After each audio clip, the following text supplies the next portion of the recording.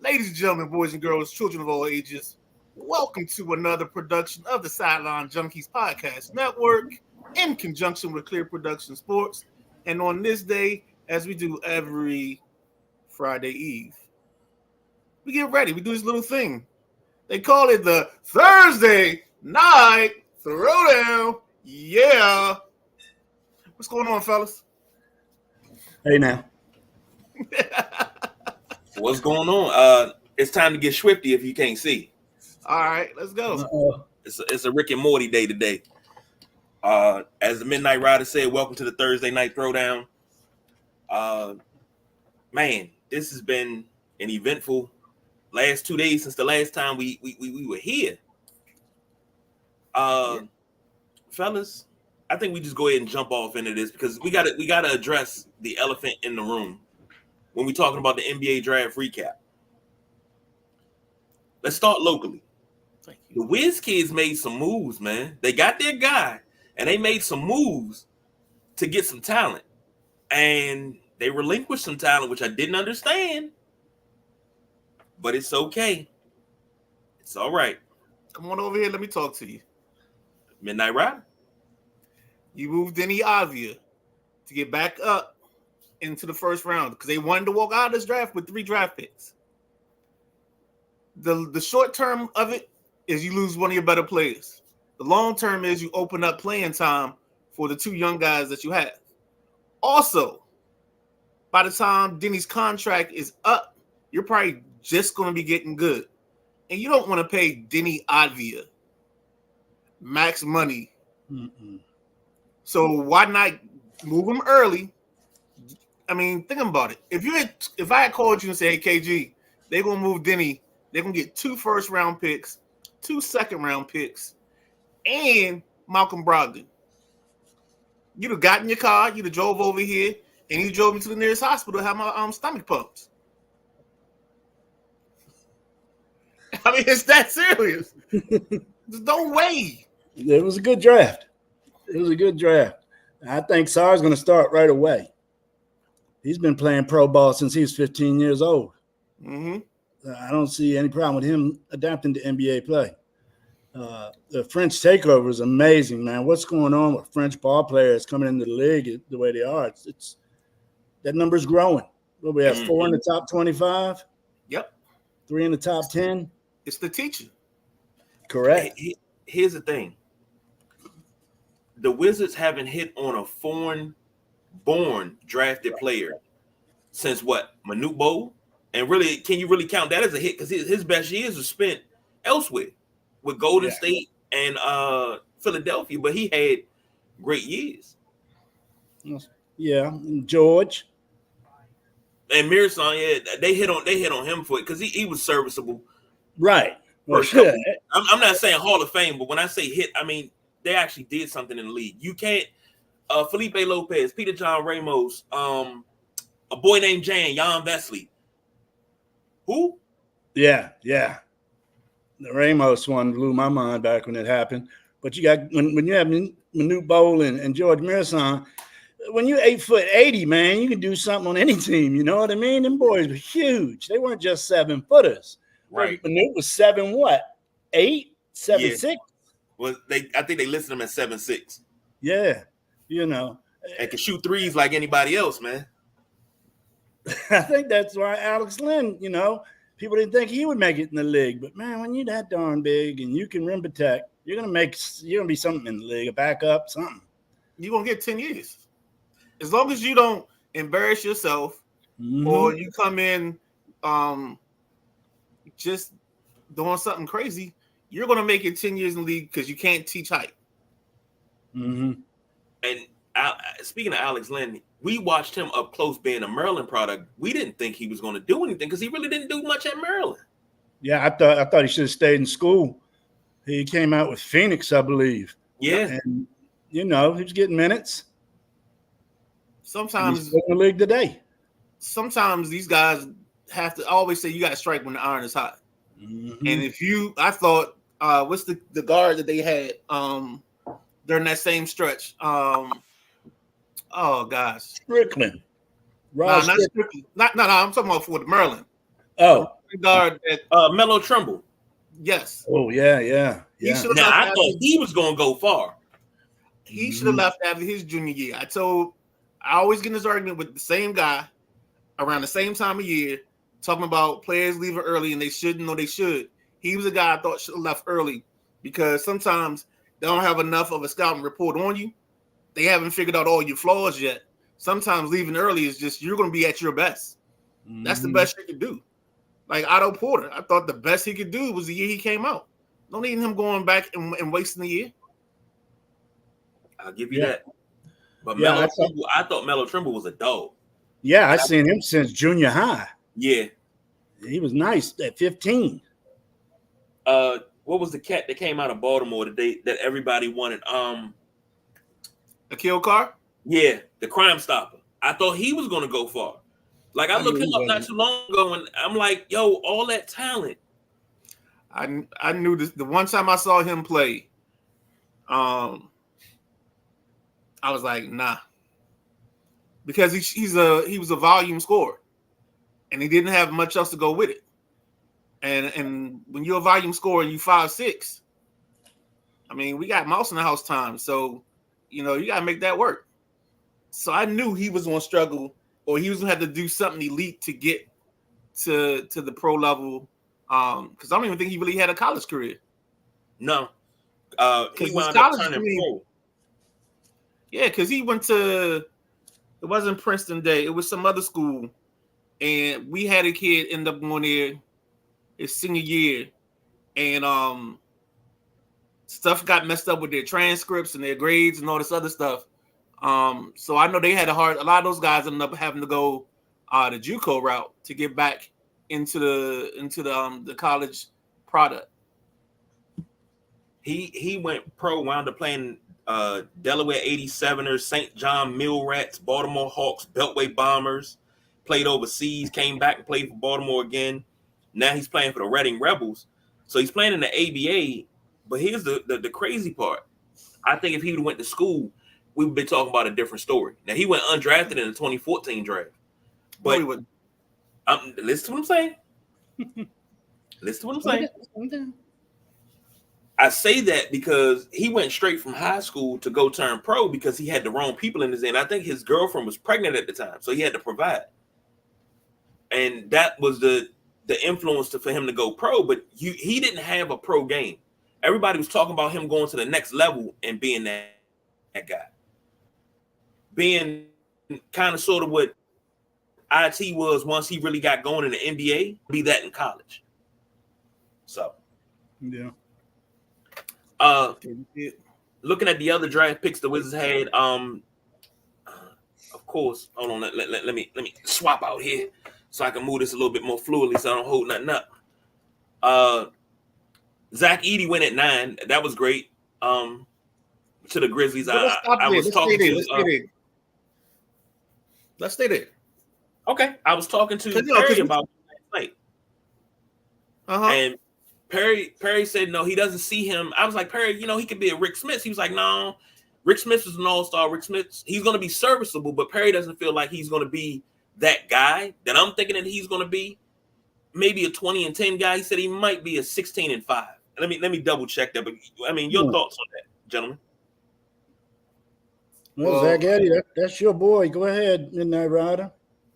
Oh no, I think he's I think I said it when the pick happened. I don't know if you were in the group with us, Jack, or not, but that was the perfect place for him to go was Memphis, because now Zach Edey, all he does is replace the longtime goon on the team, Steven Adams.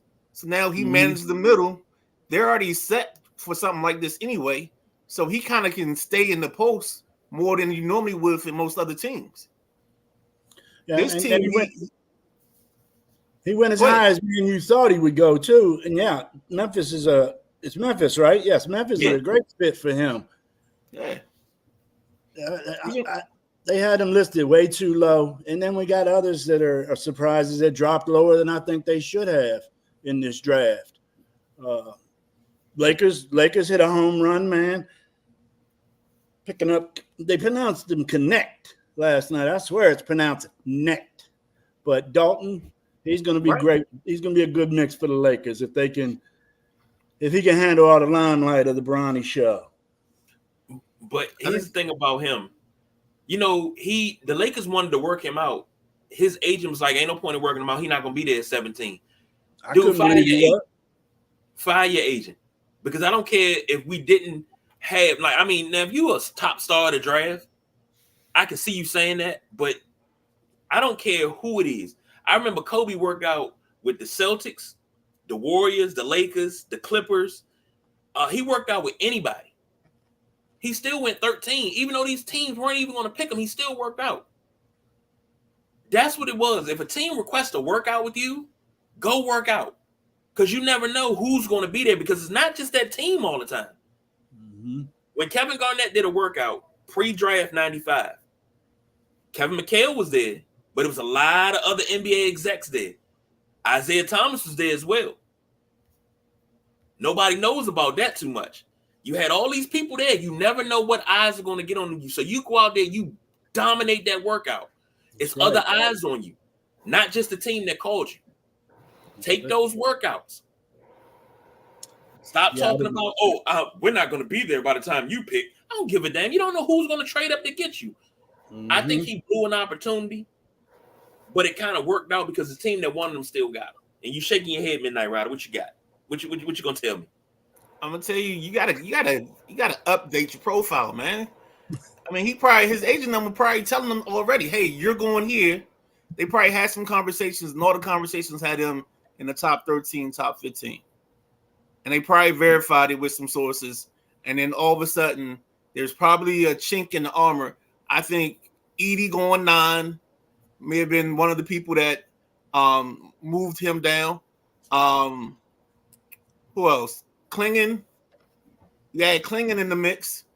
And then Devin Carter. So, like, there's 3 guys. Oh, and Bud Carrington. Because I don't remember us saying anything about Bud Carrington the other night. I thought Klingon should have went higher. So I think couldn't believe he made it to 7. Yeah, I think the reason he was still there is because some things went out of order up top, you know, and they changed the path. I get what you're saying, try to do as many workouts as you want. But you gotta remember also, these guys just finished playing the season, and now they're trying to they're running around doing all these workouts. These workouts aren't easy. Well, they picked that G League boy hired. That wasn't, that put a chink in the armor right there. What was his name? Holland. Yeah. Holland. He wasn't even the star of the show over there. Star of the show. Oh, which guy was that? Is that Bazelis? Yes, Bazelis. Didn't he went get 11 some trouble or something that knocked him down? Didn't he get in some legal trouble? Was he not the ball player that did that? No, I think you're thinking about the kid. KG, what's your guy for Illinois? Shannon. Yeah. Shannon. Falsely accused. We talked about him. God, what is his? I can't think of his name. We just talked about him. He was projected top 5 at the beginning of the year. Yeah, and then it's Terrence Shannon. Mm-hmm. Yeah, Terrence Shannon Jr. That's his name. Two things before we move on. Number one, Midnight Rider, you got a point. And I get that these guys have just got 3 things. I'm sorry. I get that these guys have just got finished playing the season, but when you got a chance, I don't care if you just got off work. If somebody call you in for a job interview for a better position than what you got right now, ain't you gonna go even though you just got off work? Mm-hmm. I'm not running suicides, shooting 800 jumpers and all that stuff. I'm sitting behind the desk, and the most physical activity I got is putting my hand on my mouse and moving it around. So it's 2 different situations, man. Okay. How about one day we gonna have to switch jobs? You come do my job. No, we're Why not. not? I sit behind the desk too. You move stuff. I'm good. I move a car from here to there. Helen Hunt Motors, ladies and gentlemen. Okay. Come on. I think some of the best pickups in the draft were connect with the Lakers, Klingon with Portland, Eddie with Memphis, and I like Jared McClain in Philly. Philly needs defensive help. Jared McClain's a dog on defense. And then that boy Johnny Furphy, he dropped far. He was supposed to be mid-first round, and San Antonio picked him up later on. And then my boy Jamal Sheed went to Sacramento. in the second round. I thought he was a first round guy. But I think those guys are going to be the steals, some of the steals in the draft. And Terrence Shannon went 27 to the Timberwolves. Mm-hmm. So that, and what's his name? Baylor Sherman went to Boston. Yes, he did. I like him. What you got? I like him. He's a nice 3-point shooter, play inside, block shots like a crazy dog. Sherman, man, I tell you, that's like Christmas to Boston, especially with Al. You know, Al's going out in the next couple of years. Al could be a great mentor for that young man, Al Horford. And then we got that boy Watson from Gonzaga. He's solid, but I don't know, Sherman. He's nice. I'll learn how to say his name real soon. Go Celtics. The Wizards picked up Dylan Jones at 26. Jones, move him up. You gotta go up to 24 because the 24. NBA loves to have the trades and then act like they're not acknowledging the trade. Yeah, it's got the switch. So I got you. So 24. So he's got touched on something. This the Baltimore cat? Keyshawn George. I'm not sure. He played in where did he play? Miami, I believe. He was in the ACC. Because I know. Yeah, he's Miami. Mm-hmm. Okay. I mean, I think that's a potential pick. That's a pick on his athletic frame, and if he can work and become something, then that's fine. Whenever you get to me, once you go past 20, you're starting to either find projects that you think will work for you, or you're going to find somebody that maybe fits your mold. And before I kick it over to you, Jack, I saw a couple things I liked.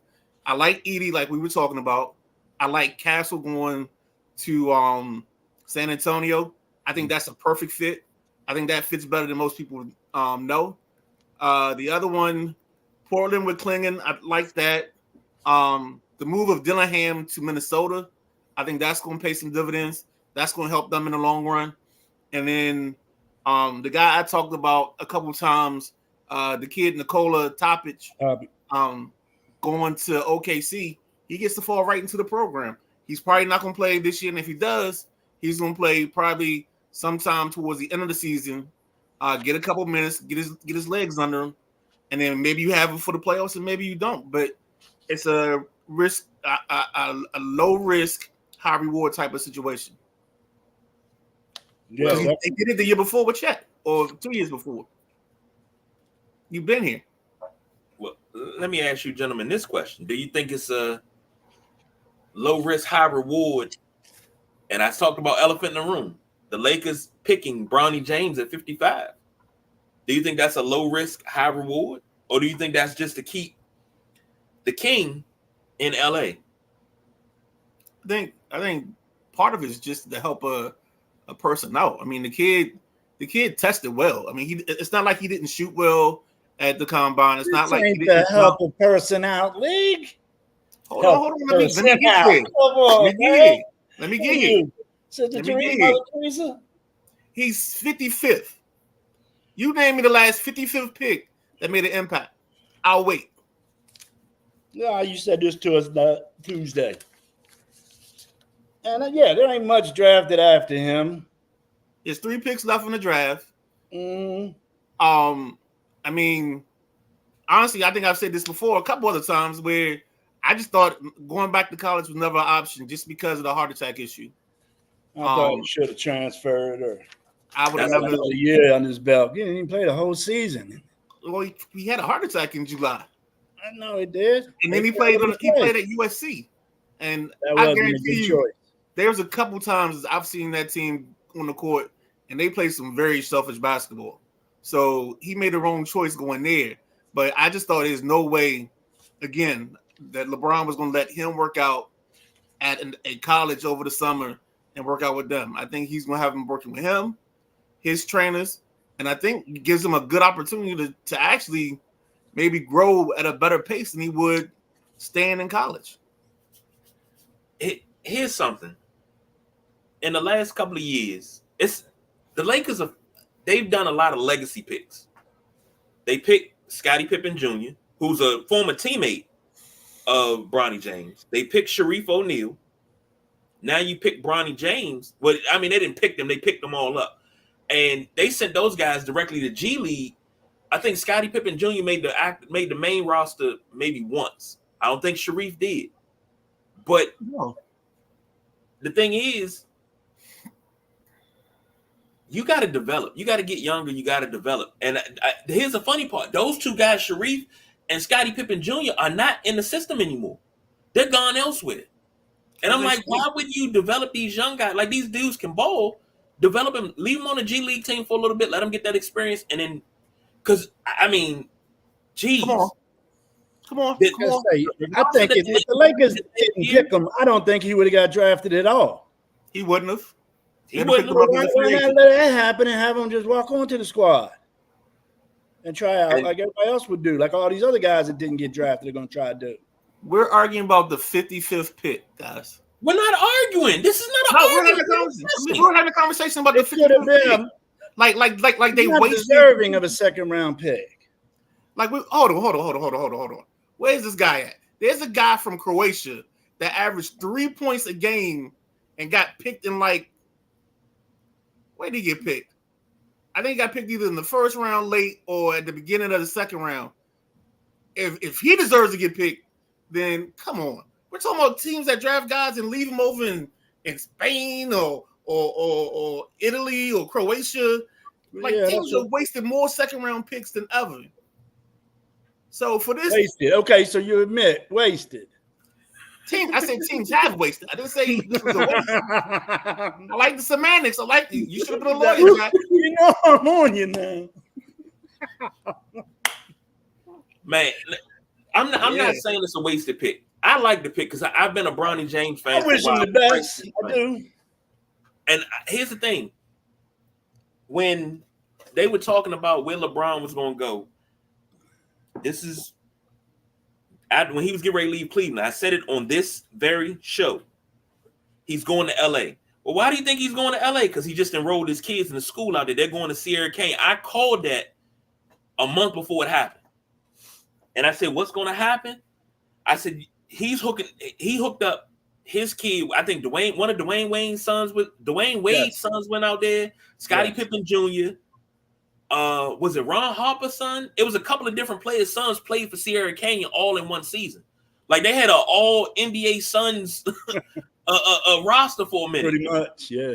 Yeah. And I'm like, you got all of that going to Sierra Canyon. Like high school basketball about to be lit out west. It's gonna be like it is in Texas. That's how lit it's gonna be. But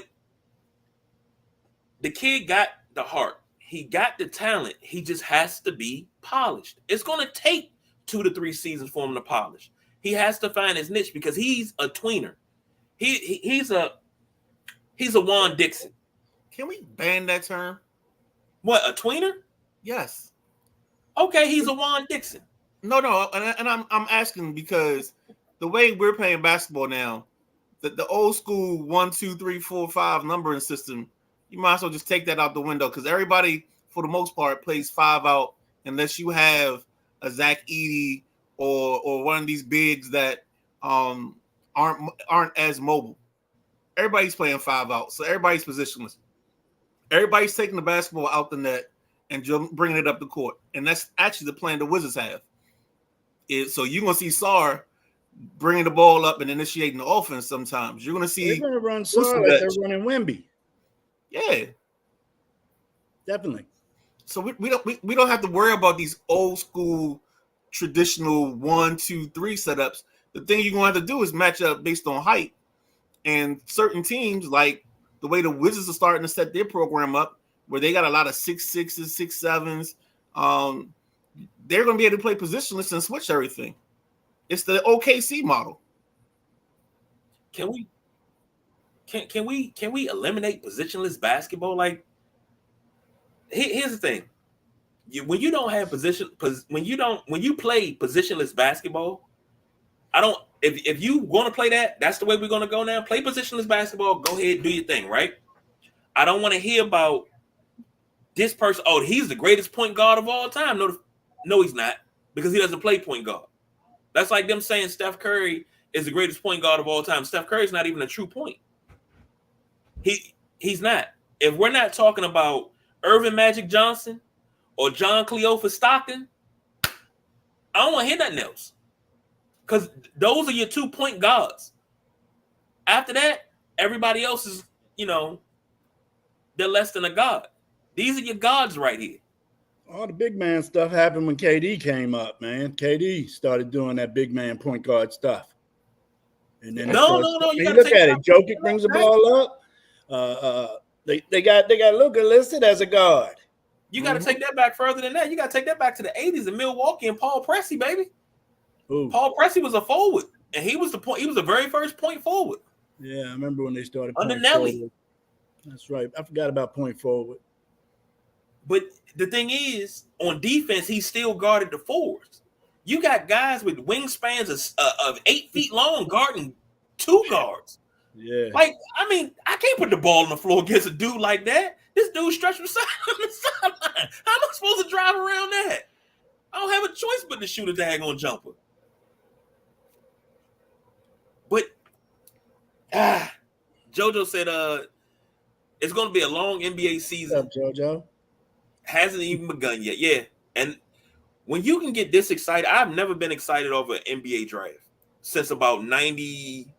What year did Walt Williams get drafted? Whatever year Walt Williams got drafted, I got excited about the draft then. Was that 92?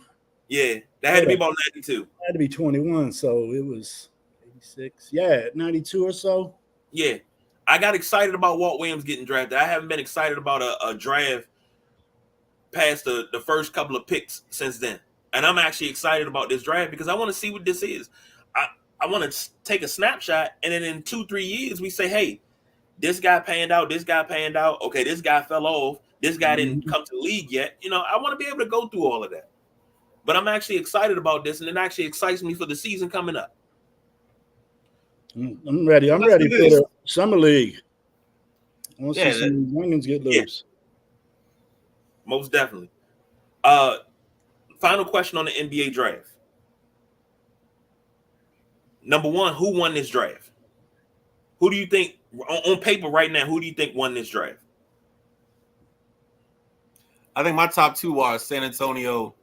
For them to get Castle, to get capital for Dillingham. And then what's the kid you said they drafted in the second round? Was it Furphy or one of those guys?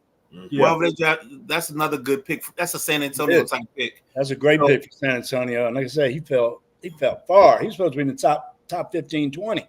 Yeah. And they ended up getting him second round. Yeah, I agree. San Antonio, I think, had the best draft. And then I like what the Wizards did. I like the fact that they got this kid, Bub Carrington. The more and more I watch him and see stuff about him, I just think he's got a chance to do something to help this team out. Because now it gives you, because you're going to be positionless, and you can have him guarding whoever, and you can try to hide Jordan Poole because we know Jordan Poole isn't a great defender.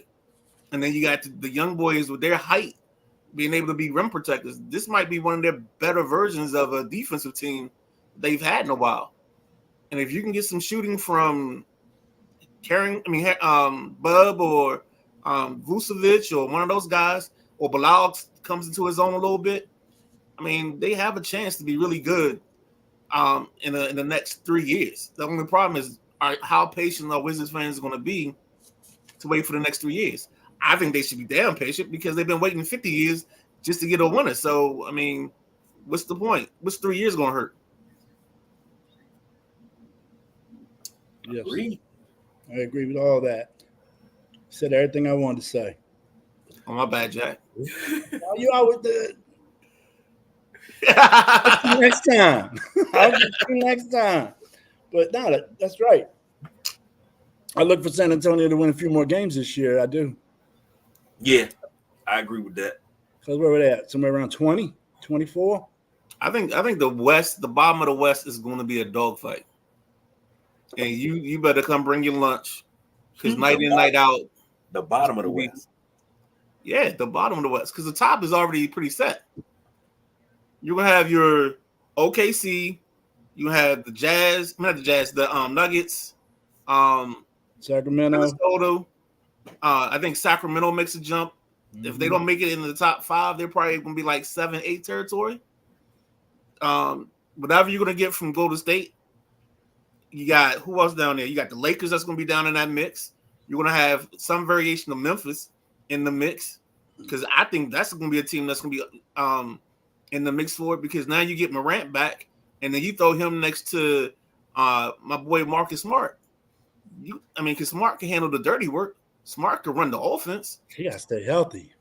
If Smart can get you going, then now you got Morant playing on the wing, getting a little bit more run time, and it's going to be very interesting in the West. And you know what? I shouldn't even say the bottom part because as I keep talking, I can keep naming teams that did something very productive this week. You keep talking West, but the ship's coming through the East. That's just because y'all the defending champs. We're going to hold it. Same squad coming back. Hauser. We might lose Hauser out of this squad. That's it. Yeah, I don't see you crying any tears over losing Hauser. No, 3-point shooters, man. You can get them all over the place. You just drafted your Hauser. Yeah, exactly. We replaced him with about 6 more inches. Yeah. Because what's he coming in? It's amazing. 6'6", 202. So he needs a little meat on his bones, but yeah. That's what I saw today when I saw whose contract is up, and Hauser was the only guy really on the list that was something to worry about. So Boston's coming back, same squad. You said something. Both of you guys said something about Ja Morant and Marcus Smart, and Marcus Smart got to stay healthy. Ja Morant got to stay out of trouble. Yes, he does. I love Marcus Smart, man. I love Smart. I love Ja Morant. Smart plays hard. And Ja Morant, I enjoy watching him play, but I'm not too fond of his decisions he's made in these past couple of years. Jesus Christ. You got the world by the balls, man. You're a millionaire. Just have fun and be good. How is that hard? You can have it taken away from you just as fast as it was given to you, son. Word. Don't put me in Ja Morant no more, man. I'm not. One more strike, he should be just out. We talking lifetime ban. So, next. Moving right along, we put a pin in this on Tuesday. Now, we got to talk about this. Mike McCarthy is upset in Dallas, per reports, about Jerry Jones meddling and not really letting him coach the team. I've been saying Mike McCarthy's going to wind up being fired for the last 2.5 seasons. But I tell you, he's had 3 12-5 seasons in a row. So why does he not have a contract? That's a good question. You know what I found out the other day? There's about 30 players on the last year of their contract. Now, some of them are 1-year contract deals, but none of their stars are signed. You got Prescott's not signed, CD Lamb's not signed, Michael Parsons don't have nothing. They're all 3 on their last year. Then that's all Jerry's fault. Because I saw the quote that said, when Jerry was asked about extensions for star players, Jones said, we'd like to see a few more leaves fall first. What the hell does that mean? We'd like to see a few more leaves fall. That means he wants to wait till the last minute. Right. Jerry's never given them he's never done that. He's never players are going to leave, man. He's never made the extension before he's had to make the extension. And that's where people get in trouble. That's not good business. Hey, my cousin has a saying. I'm not saying Prescott's needed to be re-signed. You know, I don't think he's taking them nowhere. I don't think he's as great as his stats show. I mean, he's got one of the best offensive lines in football. When you stand upright, you can put good numbers up all the time, but he just hasn't had that clutch to get those playoff wins. And that's what's going to haunt Dak, man. And that's all anybody has to talk about because that's what Dak hasn't done. That's also one of those things where we get a narrative, and it's a lazy one, and you run with it. Like, he's good in the regular season. Well, it's not many quarterbacks that are good in the regular season. There's a reason we just drafted 5 quarterbacks in like the first 12 picks of this last draft. There's a reason that every time a quarterback signs, he doesn't go into the middle of the pecking order. He goes to the front of the line and we started all over again. Yeah. Like that's the kicker. And my cousin has a saying that the price of pee always goes up. So if you wait too long, that pee is gonna cost a little too much. And I think that's what the problem he's gonna have. He's gonna let Justin Jefferson set a market for some people. He's gonna let whoever the next linebacker is set the market for Parsons, and he's gonna let the next quarterback set the market for Dak. And he's gonna hit him hard over the price. Well, if you did this last year, you could have gotten a deal. Like that's the part. They used to always kill me about the Kirk Cousins argument. If you take care of him now, you don't have to worry about taking care of him later. And everybody kept saying, wait. Well, you kept waiting, and 3 years and $72 million later, you could have had him for $72 million as the whole price of the deal, and had him on a 5-year deal. Who's on the franchise tag for the Cowboys? Is it Parsons? They haven't given it out yet, so you got to wait for the yeah. Okay. Yeah, here's the thing, and I've said this for years, and I've been called, because I'm a Redskins football team Commanders fan guy, I've been told that I'm a hater, and now I'm just speaking facts. I hear the same thing. Yeah, I'm speaking facts. I am. If you look back at history itself, from 1993, 94 until today, we're talking almost 30 years, or over 30 years, really.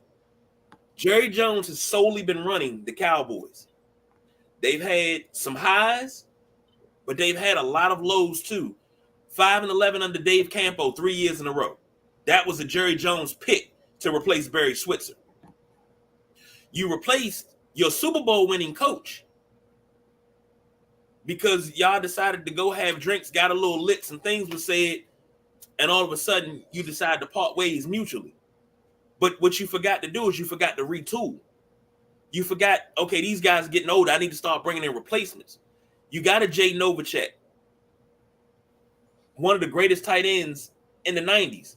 But you don't bring anybody. You bring in Eric Bjornson to replace him. You never bring anybody to replace Troy Aikman. You never bring anybody replacing Emmitt Smith, Michael Irvin. You didn't replace your big stars. But you want to be in the front, seen all the time. And now you got a coach that's trying to do something with the talent that he has around him. And don't get me wrong, Dak Prescott is probably from July to early, maybe the first week of December, he's probably one of the top 5 quarterbacks in the league. Now, second week of December all the way to the end, something totally different. Different beast. Not even the same animal, just different beast. But you got this guy, you put this talent around him. You don't give him a running back, you don't give him a line. You got a coach who's trying to do things, but you undermine the coach every chance you get. Who wants to go work in that situation? Who wants to work under somebody that you, not only the owner, but you're the GM? Oh, I feel that if I'm paying for something, I should have my hand in saying how it runs and who I pick and what. But you're not a football guy, Jerry. You're a business guy. You're probably one of the smartest businessmen in America. You're a businessman. Handle the business side, because you've marketed the Cowboys to be one of the best marketed teams over all the 4 major sports. Handle the business side. Bring in a football guy. He's got a football guy. Positions. He's got a football guy. His football guy, unfortunately, is the third voice you hear, but his football guy is pretty damn good and was interviewed here. He interviewed for the job here. They got a good personnel guy that keeps them in talent. The problem is either they don't keep the talent or they get hurt. I mean, you can't tell me that. I say his name wrong all the time. I think it's Leighton Vander Esch. I always call him Leighton Vander Bosch. But the kid's neck injury. What's the kid from Notre Dame, number 4, Jalen? Jalen got hurt before he got there. Had a terrible knee injury. The Cowboys, think about Bland. Think about some of these safeties that they have that they've drafted. They've drafted talent.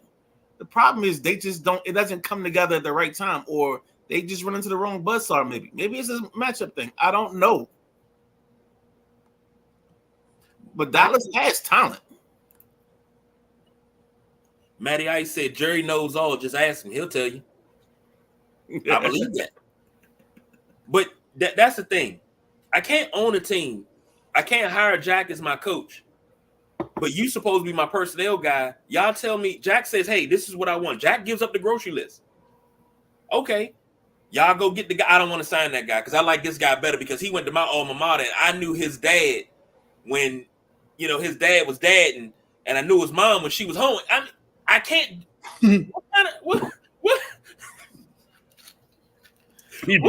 owner is that, man? Well, just in your scenario, that you just spelled a myth, or you found out a myth because you said you can't make a whole housewife, and obviously this guy did.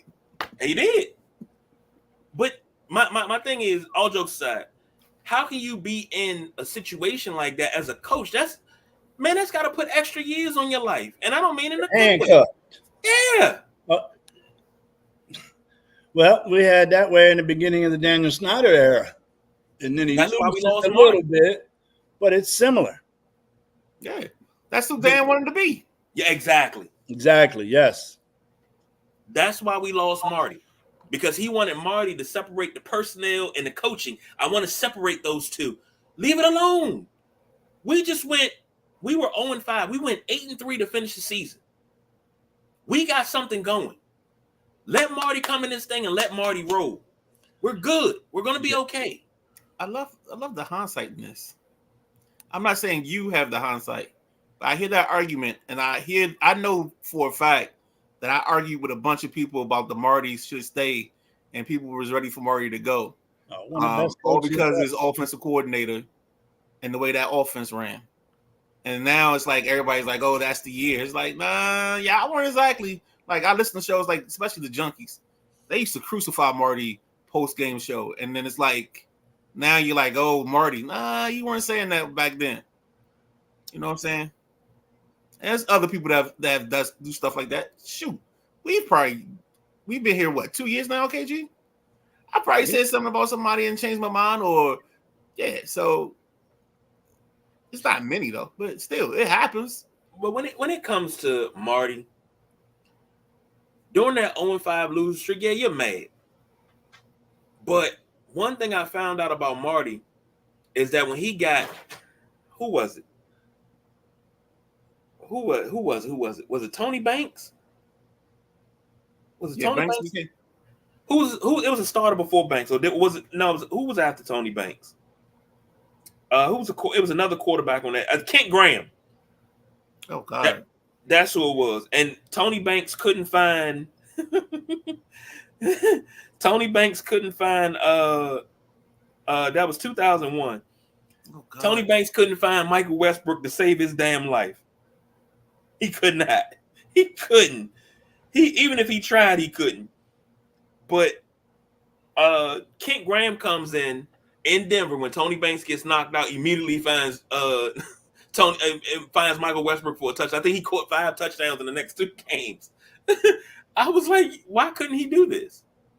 But we started rolling. You had a run game that was dominant with Stephen Davis. Everything started to click. But Danny was so hell-bent on getting Vinny Serrato back in the daggone mix. And Marty, one of the greatest things Marty ever did here in D.C., when he got here, he fired Serrato, said, "I don't want him in my building." When he said that, I jumped up, I applauded. I love it. I never wanted Serrato in the building. Never. But back to the topic at hand.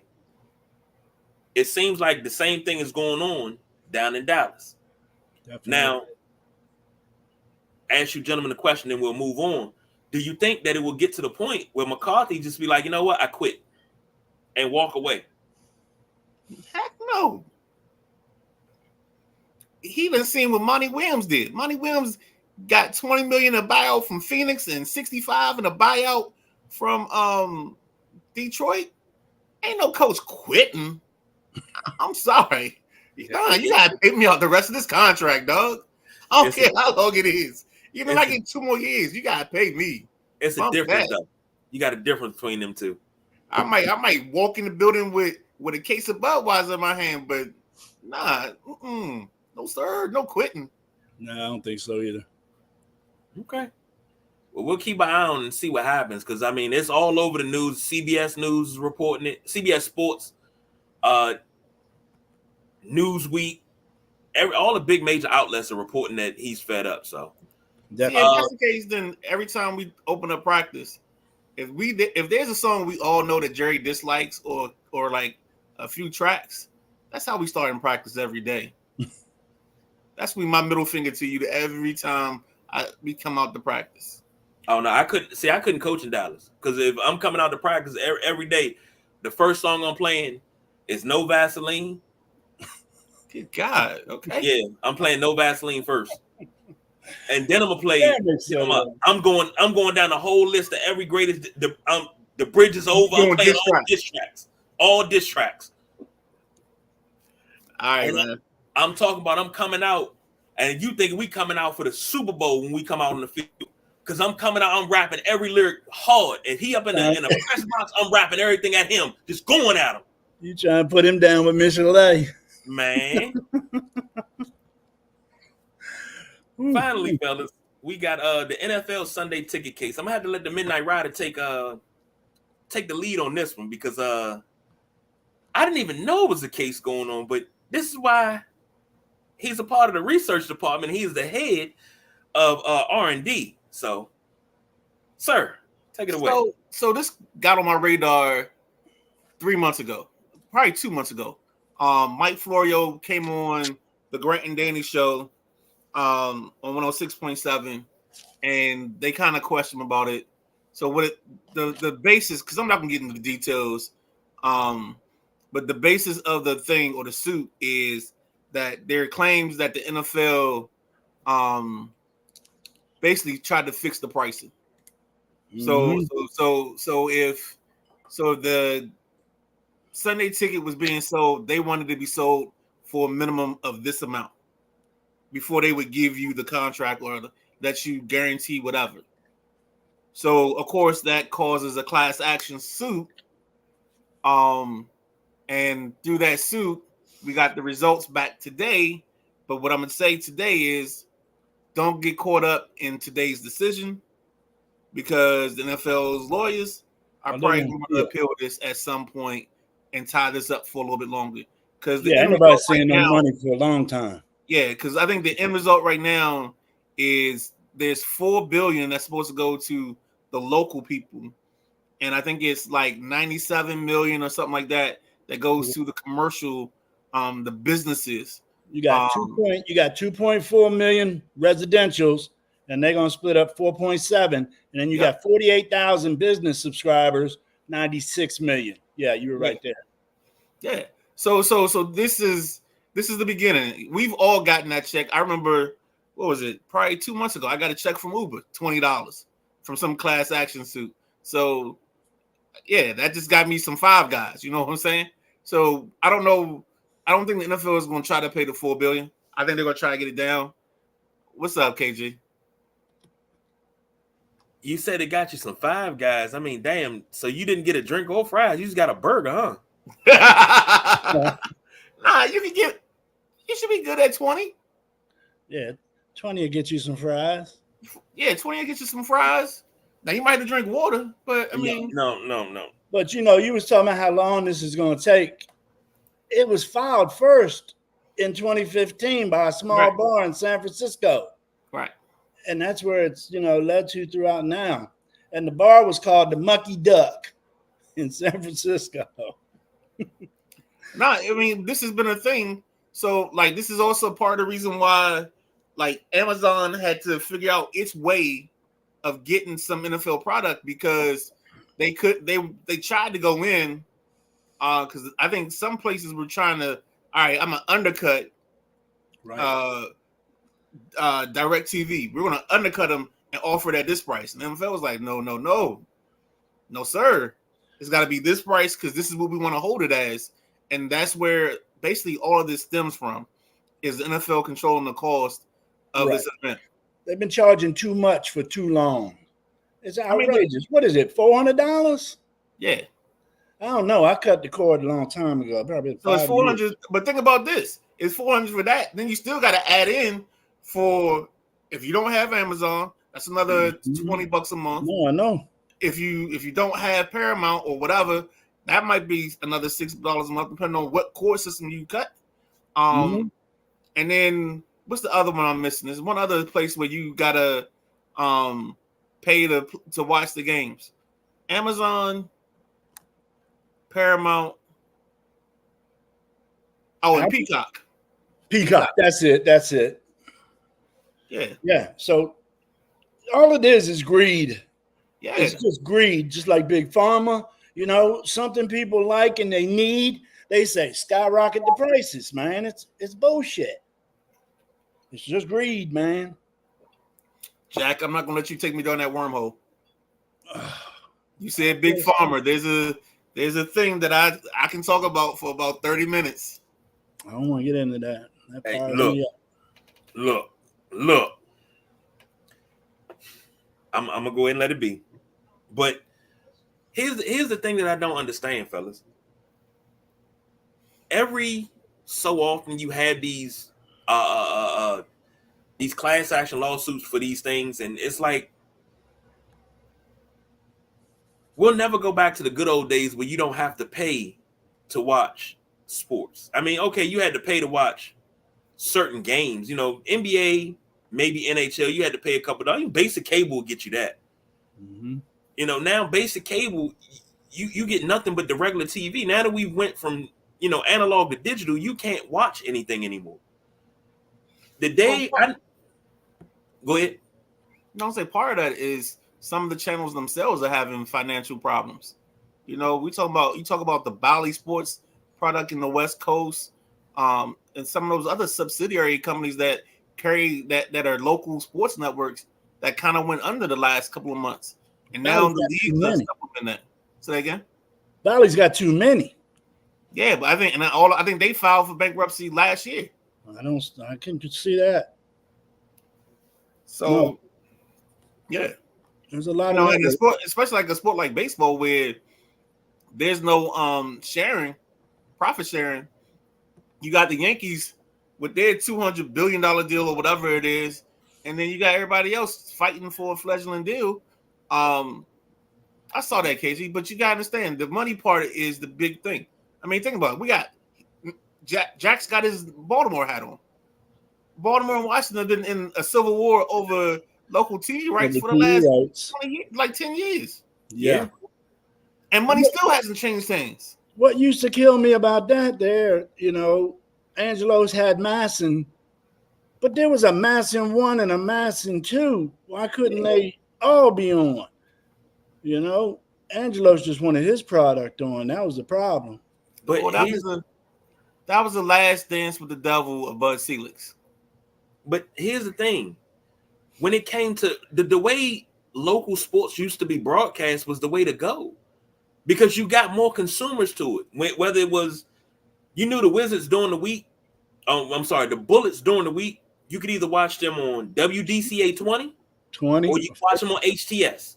The Orioles during the week. At all times, you could watch the Orioles on WJZ, Channel 13. Or WMMAR on Channel 2. So you could watch your Baltimore sports. And sometimes you get lucky. And you could either watch it on WNUV or you could watch the replay on WBFF, Channel 54 and Channel 45, respectively. When it came to the Caps were WDCA. They were HTS. When it came to the Redskins at the time, that was either CBS, or Fox. Channel 9, or Fox, Channel 5, depending on what year we talk. Monday Night Football, ABC. You guarantee, but you were able to, the masses were able to consume the product. So why create addicts by giving them all the product, but then you take the product away, and then you wonder why the addicts walk away from the product because you just put the addicts in rehab because you took the product away. No, you didn't. You gave them a taste, and now they're gonna follow it no matter where they go. Yeah, I tell you right now, if the Washington Nationals come out with a streaming service, guess who'll be the first dude there with his wallet out saying, "Take my money." Me, you. Exactly. Yeah. But now here's the thing. You know how many people I've talked to that say, "Man, I don't watch basketball. That shit don't come on TV. I don't watch that." We used to have Sunday games. All those dudes grew up with us and used to put aluminum foil on rabbit ears. Yeah. But we're again, I keep telling you, we're in the there's these tiers with ages. We're in that fourth tier now.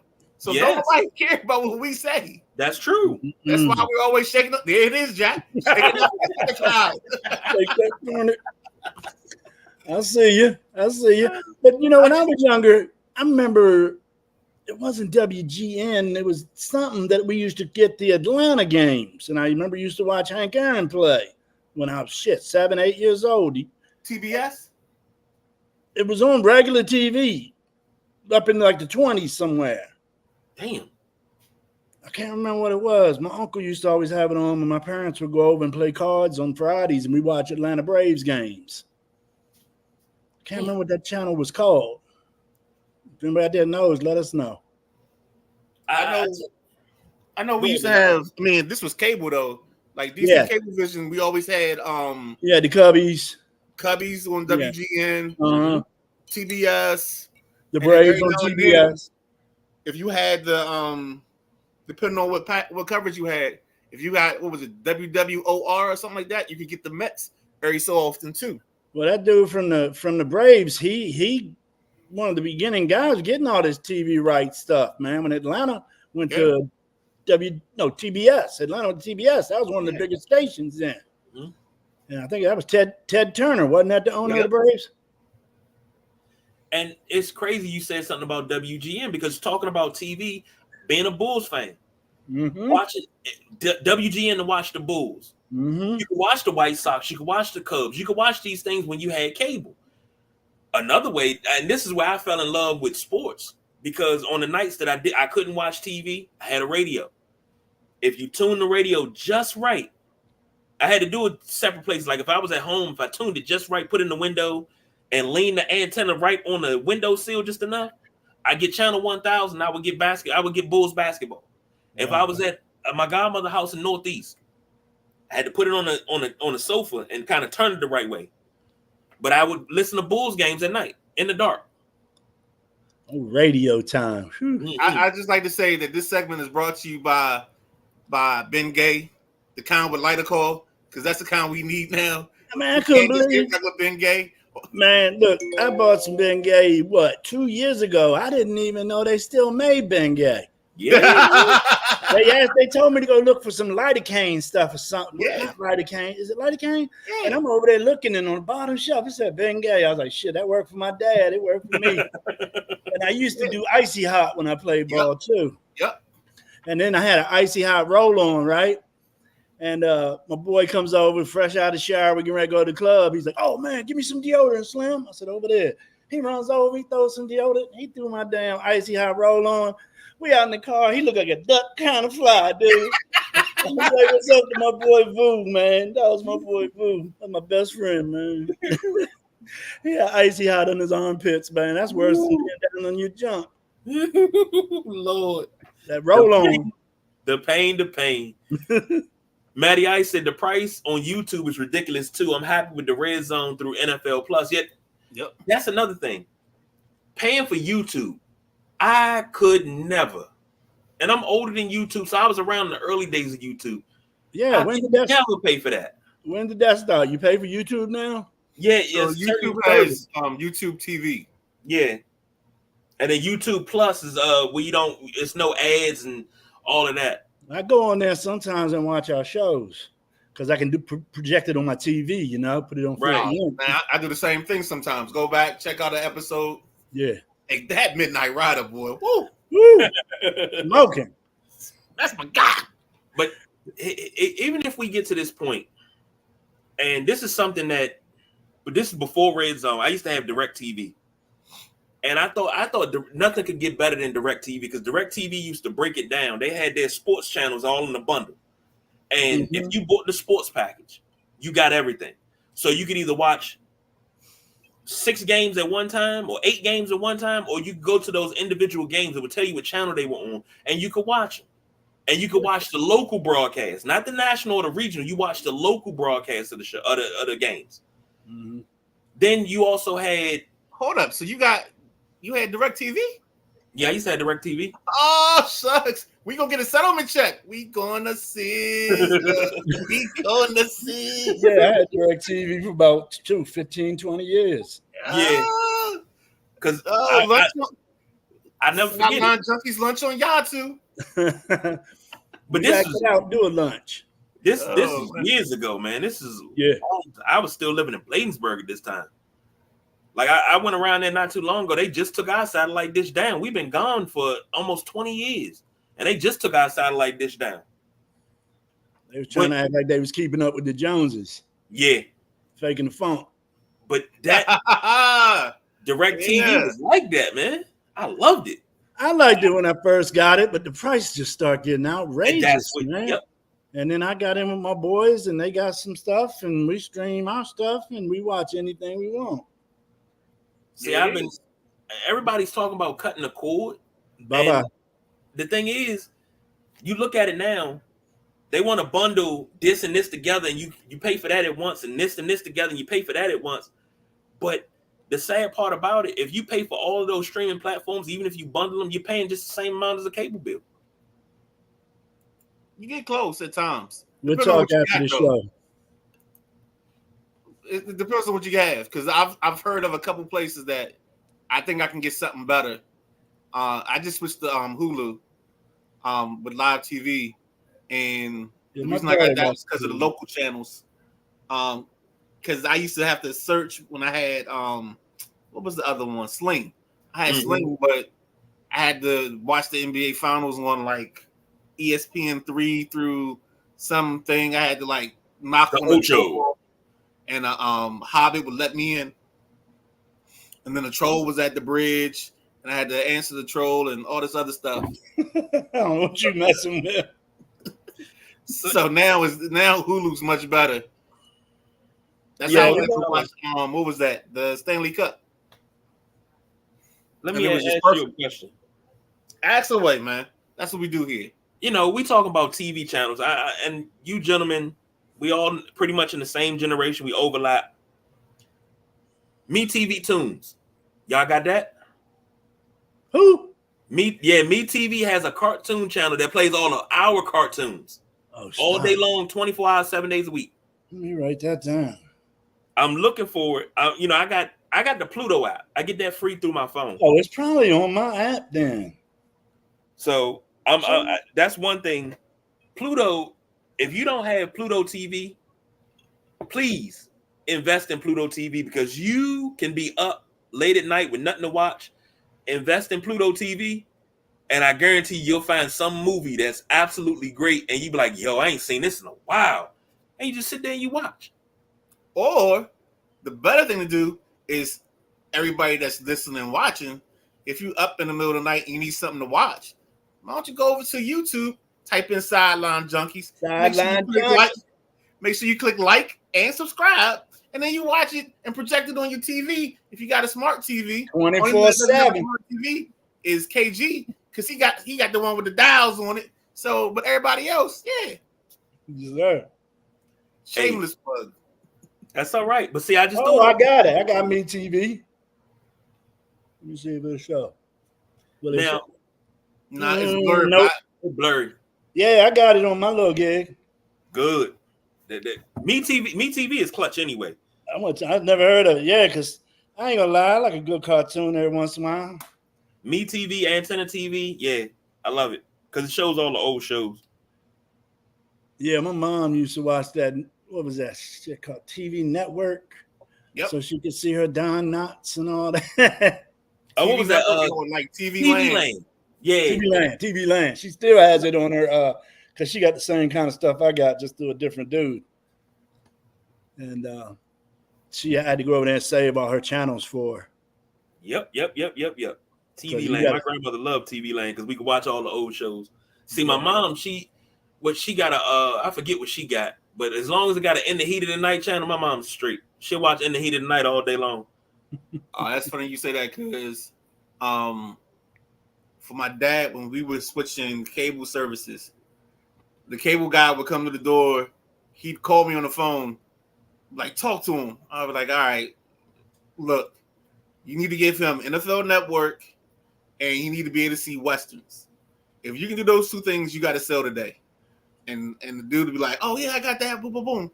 He didn't care about the price. As long as you had his two things, he was good to go. Because it was always, like you said, TV Land. And he could watch Texas Walker Ranger, Matlock, Murder, She Wrote, and what's the fourth one? It's not Perry Mason. My dad liked MacGyver. And then ESPN. He was happy with that. Yeah, that's it. And I know I'm gonna get to I'm gonna get to that age and tell Josh, hey, I just need ESPN and blah blah blah. That's all I need to set me up with, son. See that right there. See, automatically right there, it'd have been party time at your house. Ain't got to say nothing. Come in there, bring Pops what he need. Hey, I'm now. I'm chilling with Pops, man. I'm good. I'm just chilling with Pops. dude, I used to walk in. My best friend would be sitting on the couch. I'm like, hey, what's up, man? Yeah, man. Me and Pops watching the game, blah, blah, blah, blah, blah. I was like, all right. I go downstairs, relax, kick my feet up, watch TV. They do their thing, man. I had to, yeah, you would have been there because you'd have been talking to him about Rabbit. You'd have been talking to him about Downtown Freddie Brown.